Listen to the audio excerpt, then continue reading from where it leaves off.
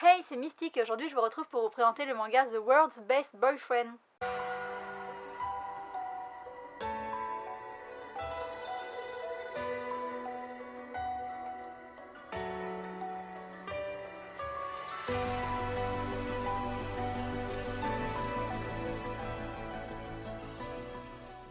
Aujourd'hui je vous retrouve pour la deuxième fois ce mois-ci pour vous présenter un chouchou couverture et cette fois-ci je vais vous présenter mon chouchou couverture de janvier. Préparez-vous pour l'accent anglais, The World's Best Boyfriend. C'est un shoujo publié chez Soleil Manga et il a été publié à partir de 2016 au Japon et la série est terminée en 7 tomes. En France il a été publié à partir de 2019 et la série est en cours avec 2 tomes et le tome 3 devrait arriver en juillet. C'est dessiné et scénarisé par Ayase Yumi qui a publié beaucoup d'autres shoujo au Japon mais aucun autre en France et apparemment elle aime bien les secrets parce qu'à chaque fois les synopsis tournent un petit peu autour du secret. La série est entièrement en noir et blanc, chaque tome coûte 6,99€ et c'est tout ce que je vous dirai pour la présentation. Ce manga nous raconte l'histoire de Yusa, une jeune lycéenne qui, côté mec, est toujours attirée par les garçons qui ressemblent à Rei, le héros de The Bad Boy Belongs to You, une série qu'elle adore. Elle flash donc toujours sur des garçons un petit peu plus vieux qu'elle avec un côté bad boy et le dernier sur lequel elle a jeté son dévolu s'appelle Nishizaki, il fait partie du club de basket, il est grand, il est plus âgé et son petit côté hautain n'est pas pour déplaire à Yusa. Pour admirer celui qu'elle aime, elle traîne toujours sa meilleure amie Nanimi aux entraînements de basket et pas de chance pour elle, et ben les deux vont flasher l'un sur l'autre. Pour leur permettre de vivre une histoire d'amour, Yusa va mentir à son amie en lui disant qu'elle est tombée amoureuse d'un autre garçon mais Nanimi, elle est suspicieuse. Tomber amoureuse comme ça du jour au lendemain, c'est louche.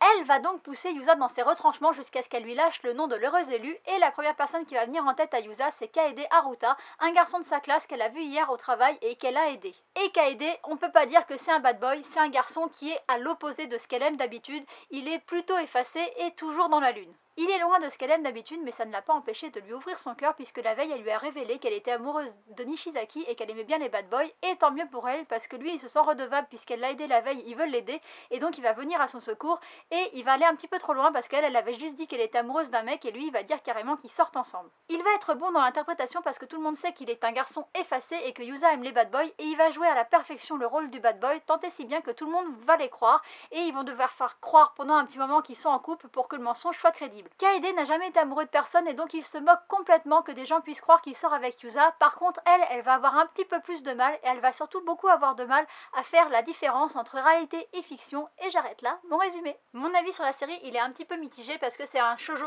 qui est très shoujo et que moi normalement les shoujo c'est pas trop ma tasse de thé. Après je trouve qu'il est rafraîchissant, sympa, on passe un bon moment, c'est pas le shoujo de l'année mais j'ai pas passé un mauvais moment en le lisant. Par contre j'ai été un petit peu freinée par les clichés en fait qu'il y a dans ce shoujo, à commencer par l'histoire du fait qu'une fille aime bien un bad boy et voilà je trouve que c'est cliché et surtout c'est très cliché la manière dont c'est raconté parce que Yusa par exemple elle se fait bousculer par un garçon, elle se fait un petit peu frapper mais gentiment on va dire, mais elle est toute folle quoi, elle est là, ah il m'a tapé, enfin limite ça veut dire qu'il s'intéresse à moi et je trouve que c'est en fait des phrases qui sont vraiment nulles et même limite un petit peu dangereuses parce que si on est tout le temps en train de baigner dans une culture où on se fait frapper en fait ça veut dire qu'on nous porte de l'intérêt et bien ça peut être dangereux pour les plus jeunes qui lisent ce genre de shoujo. Peut-être que je suis un petit peu trop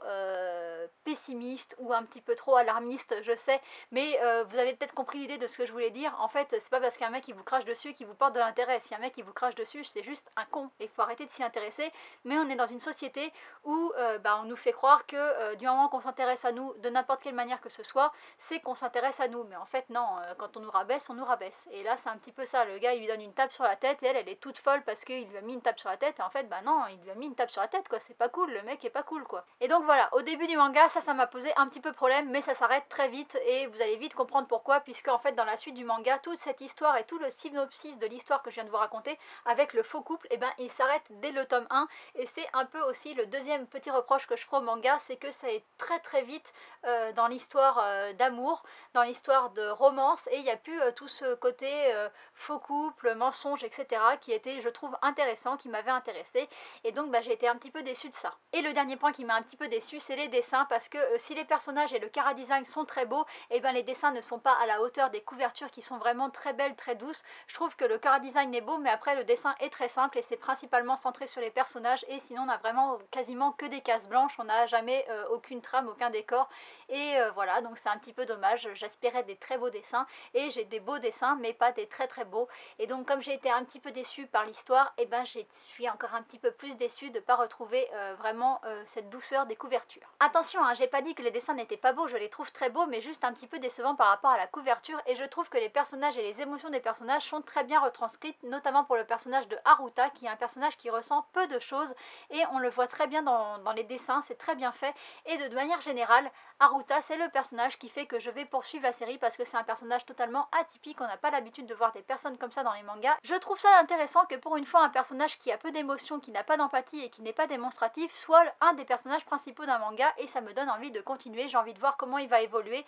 est-ce qu'il va ressentir des sentiments, est-ce qu'il va ressentir des sentiments amoureux. Il y a de grandes chances parce que ce shoujo est quand même très fleur bleue, mais bon, même s'il tombe amoureux, ben, j'ai envie de voir comment ça va se passer, quelles difficultés il va devoir affronter. Après, vous le savez, je suis bon public, donc moi quand je commence un manga, c'est rare que je m'arrête. Je vous l'ai dit, c'est pas le shoujo de l'année, mais si vous avez envie de passer un bon moment à lire un manga sans prise de tête, et ben je vous recommande quand même, surtout pour ses beaux dessins et pour ce petit Kaede Haruta qui est très mystérieux. J'en ai fini avec ce chouchou couverture, j'espère que ma vidéo vous aura intéressé, et puis je vous dis à une prochaine parce que la vidéo est finie. Bye bye!